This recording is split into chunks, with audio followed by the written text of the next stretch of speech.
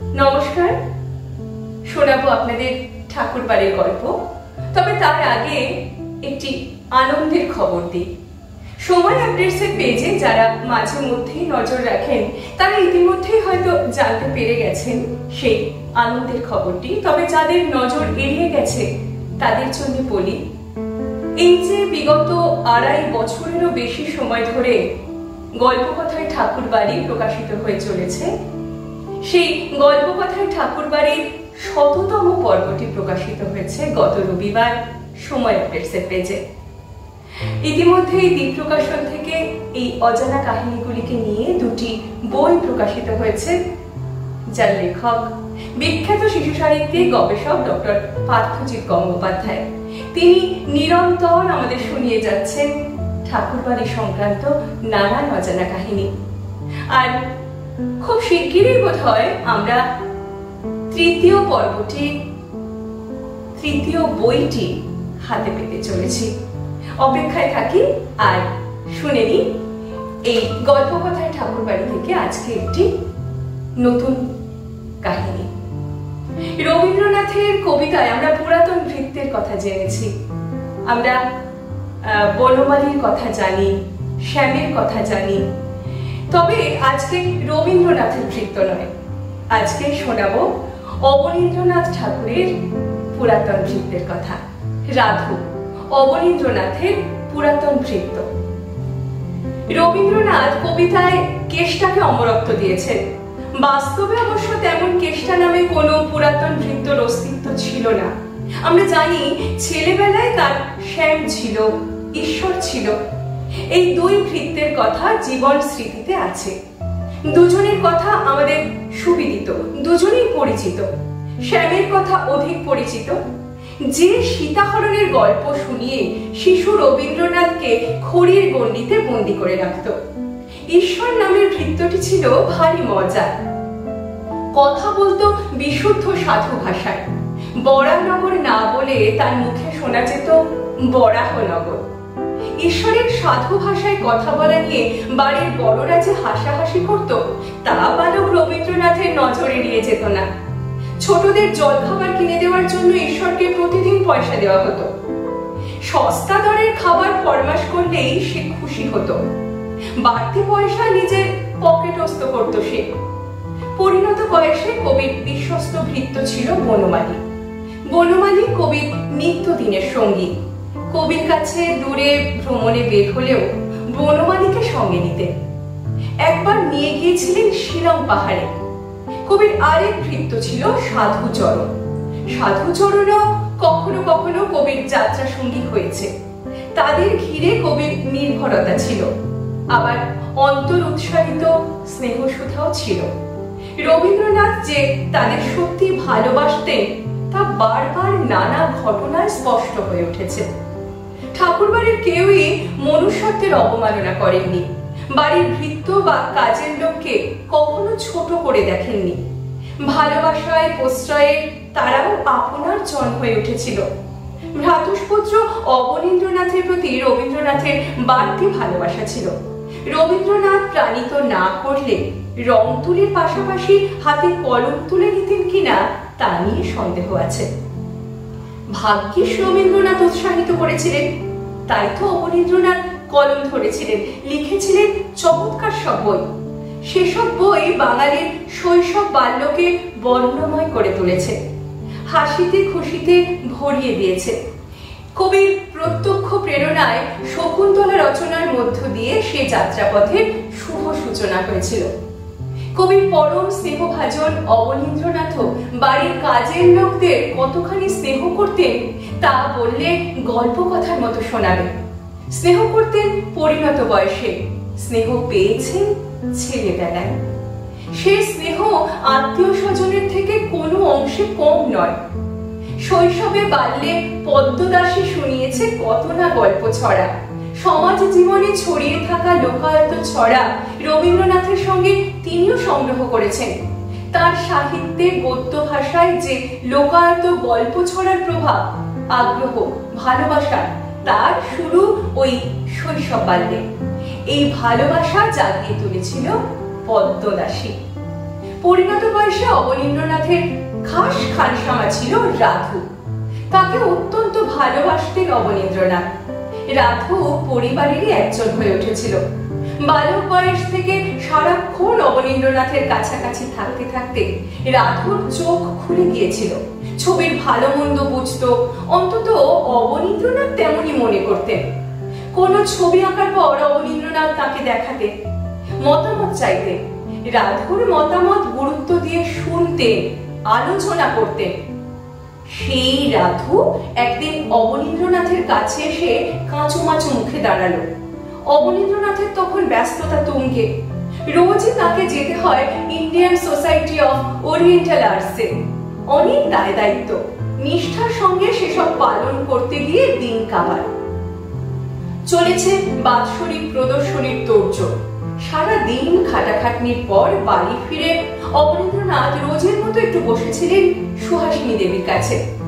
দিনের ক্লান্তি ভুলতে দুটো সাংসারিক কথাবার্তা, গল্পগাছা। ঠিক তখনই রাধু এলো। হাতে অবনীন্দ্রনাথের জন্য জল ও পান। ফেরার পর এসব মেনে মনিবের হাতে তুলে দেয় সে প্রতিদিন। সেদিনও তুলে দিল। অন্য দিনের মতো খুশি খুশি নয়, খানিক মলিন ও শুষ্ক। বেজার মুখ দেখে অবনীন্দ্রনাথ জানতে চাইলেন কি হয়েছে। রাধুর মুখে আলতো হাসি খেলে গেলেও মুখে কিছু বলল না। বললেন সুহাসিনী দেবী। হাসতে হাসতে প্রবল উচ্ছ্বাসে অবনীন্দ্রনাথকে জিজ্ঞাসা করলেন, তুমি জানো না রাধুর যে আবার বিয়ের ঠিক হয়েছে? খোলসা করলেন অবনীন্দ্রনাথ পত্নী সুহাসিনী। দেশ থেকে চিঠি এসেছে, মাসখানেকের মধ্যেই বিয়ে। রাধুর একবার বিয়ে হয়েছিল, সে বউ মারা গিয়েছে। অবনীন্দ্রনাথ মন মরা হয়ে না থেকে তাকে আবার বিয়ে করতে বলেছিলেন। এমনও বলেছেন, জানিস তো ভাগ্যবানের বউ মরে আর অভাগার ঘোড়া মরে।